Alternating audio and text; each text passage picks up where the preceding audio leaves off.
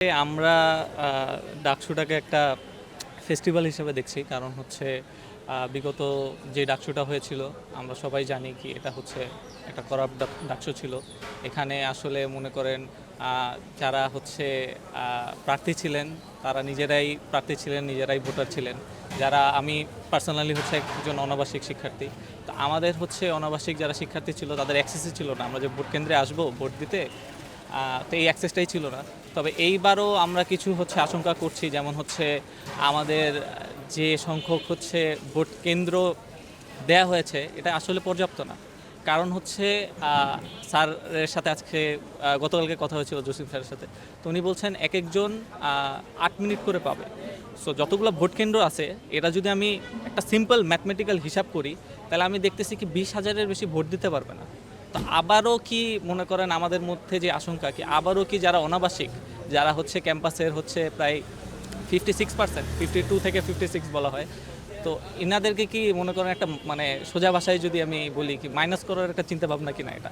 কারণ আমাদেরকে যদি ভোট দেওয়ার সুযোগই না দেওয়া হয়, আমি যদি ওই এসে লাইনে দাঁড়ায় থাকি, পরে যদি বলে কি ভোট নেওয়া শেষ, তাইলে আসলে এটা তো মনে করেন অনেক আশঙ্কাজনক। হ্যাঁ, এটা নিয়ে আমরা যারা হচ্ছে স্বতন্ত্র দাঁড়িয়েছি, এটা আমাদের হচ্ছে একটা অনেক বড় কনসার্নের জায়গা। কি হচ্ছে যারা ভোট দিতে আসবেন তারা হচ্ছে তাদের সবার ভোট নেয়ার যে ইয়েটা প্লাস হচ্ছে যেই একটা যে শৃঙ্খলার বিষয়টা আছে, এটা ইতিমধ্যে আমরা দেখছি কি বিভিন্ন জায়গা থেকে এটা হচ্ছে ভঙ্গ হচ্ছে। তো আমরা বিশ্বাস করতেছি আমাদের স্যার আমাদেরকে আশ্বাস দিয়েছেন কি হচ্ছে মানে ওনারা পদক্ষেপ নেবেন। ইতিমধ্যে একটা হচ্ছে পদক্ষেপ নেওয়া হয়েছে, সেটা হচ্ছে আমাদের অনলাইনে কিছু হচ্ছে আমাদের গ্রুপ ছিল, ঢাকা বিশ্ববিদ্যালয় শিক্ষার্থী সংসদ 1-2 প্লাস হচ্ছে আরও কিছু কিছু পেজ ছিল। তো এগুলাতে ইতিমধ্যে আমরা দেখেছি কি বিভিন্ন ধরনের রিউমার, তারপর হচ্ছে ট্যাগিং, তারপর বিভিন্ন ধরনের হ্যারাসমেন্টের শিকার হচ্ছিল শিক্ষার্থীরা যারা হচ্ছে দাঁড়িয়েছেন। ইতিমধ্যে বিশ্ববিদ্যালয় প্রশাসন থেকে পদক্ষেপ নেওয়া হয়েছে কি এই সকল যেগুলো গ্রুপ আছে এগুলো হচ্ছে 10 তারিখ পর্যন্ত হচ্ছে ব্যান থাকবে, বন্ধ থাকবে আর কি। তো এটা হচ্ছে একটা আশার আলো। তবে হচ্ছে প্রশাসনিকভাবে আমরা আরও আমাদের যারা হচ্ছে নির্বাচন কমিশন আছেন এনাদের থেকে আরও অনেক কিছু আশা করছি। তবে দেখা যাক এখন কি হয়। শেষ একটা প্রশ্ন করতে চাচ্ছি, ডাকসু নির্বাচনকে ঘিরে ঢাবির প্রশাসনের ভূমিকা কেমন দেখতে চাচ্ছেন?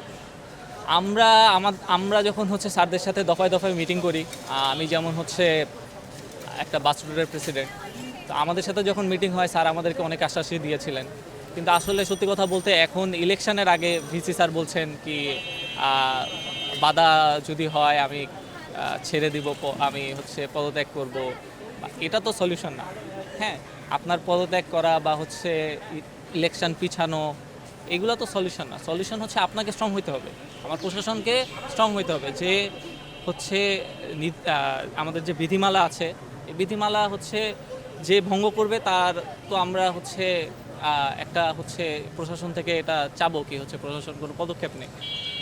তাছাড়া আমরা এখন যেটা বিশ্বাস করছি কি প্রশাসন আসলে যথেষ্ট ভূমিকা পালন করতে হবে প্রশাসনের, কারণ হচ্ছে এটাই একটা সুযোগ। আমরা চাচ্ছি একটা সুষ্ঠু নির্বাচন হোক। তো এর জন্য প্রশাসন যদি আসলে মনে করেন আবার আগের মতো গা ছাড়া ভাব নিয়ে থাকে, তাহলে আমার মনে হয় না কি আমরা মনে করেন যেই স্বপ্ন নিয়ে আসলে ডাকসুতে দাঁড়িয়েছি। কারণ আপনি দেখবেন এবার হচ্ছে শুধু ভিপি পদে দাঁড়িয়েছে 48 জন, সদস্য পদে দাঁড়িয়েছেন 215 জন, 13 জনের এগেনস্টে 215 জন দাঁড়িয়েছে।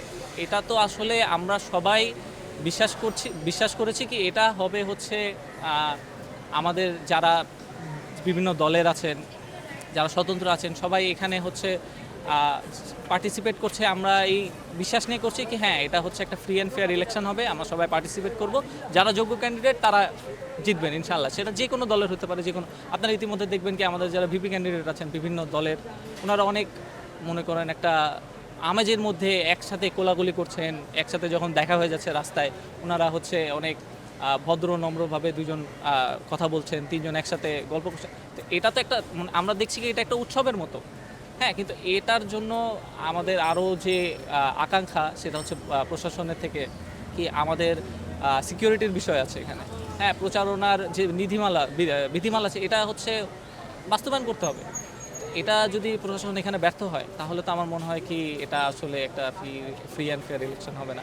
সেক্ষেত্রে প্রশাসনকে অনেক মানে আরও স্ট্রং হইতে হবে, নিজেদের যে পাওয়ার আছেন ওটার পর্যাপ্ত ব্যবহার করতে হবে আর কি।